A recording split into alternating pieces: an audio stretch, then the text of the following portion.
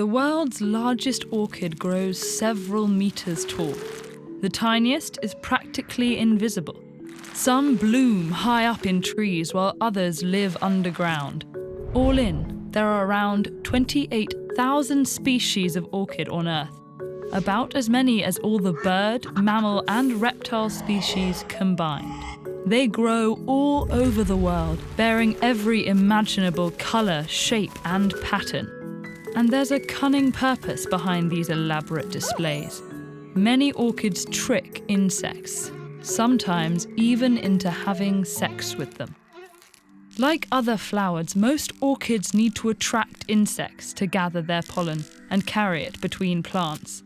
But unlike most flowers, which attract a range of pollinators with sweet nectar, these masters of deception deploy other tactics, like pretending to be an insect's mate, letting off alluring scents, and mimicking the appearance of other species. One of their most intriguing methods is sexual deception. Through a combination of sexy shapes and pheromones, orchids convince insects to mate with them. Take the bee orchid, whose petals look almost exactly like the velvety body of a bee. This disguise is so convincing that male bees land on the orchid and try to have sex with it, picking up pollen as they go. Other orchids have evolved contrasting colours and ultraviolet spots, invisible to humans but irresistible to insects. Still others have tactile love handles that ensure insects are positioned precisely for pollination. When a male wasp lands on the hammer orchid, for example, his enthusiastic mating motion flips a hinge in the flower, forcing his body into the pollen. At the next flower he visits, that same hinge pushes his pollen-covered body onto the stigma, fertilizing it. Some orchids make such convincing mates that insects even ejaculate on them, wasting valuable sperm. But the most vital component of sexual deception is scent. Orchids mimic the precise scent of a single insect species. This is possible because many insects and flowers produce simple organic compounds called hydrocarbons, which form a layer that protects their bodies from drying out. The precise blend of compounds in this layer is species-specific. Its scent can double as a way for insects to attract potential mates, known as a sex pheromone.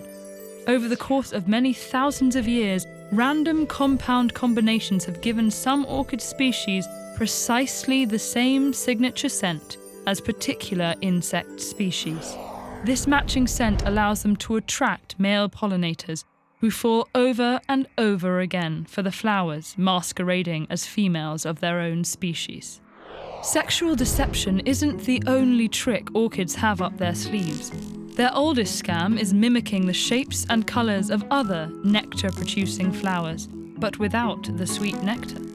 Some orchids also masquerade as places where insects lay their eggs. One species not only has the colour and appearance of rotting meat, it emits a sense of decay as well, drawing in flies who deposit their eggs on the flower and unwittingly pollinate the plant. Other orchids look and smell just like the fungi on which certain insects lay their eggs. Where do all these bizarre adaptations come from? Random genetic mutations in orchids may result in a trait, like a scent or a shape, that, by chance, matches the needs of a single insect species.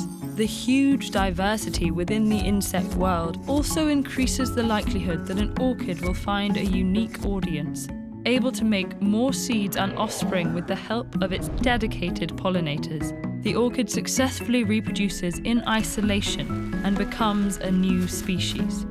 But because of their dependence on sometimes just one pollinator species, orchids are also vulnerable and many quickly go extinct. Over time, though, more orchid species have formed than died out, and orchids are some of the most diverse flowering plants. They have such exuberant and otherworldly shapes that they occasionally deceive human senses too. In their petals, we see what appear to be tiny, dancing people, monkeys' faces, spiders, and even birds in flight. When it comes to evolution, It's not always all about attraction. Sometimes it's about defense. Check out this lesson to learn about the amazing adaptations plants use to ward off predators.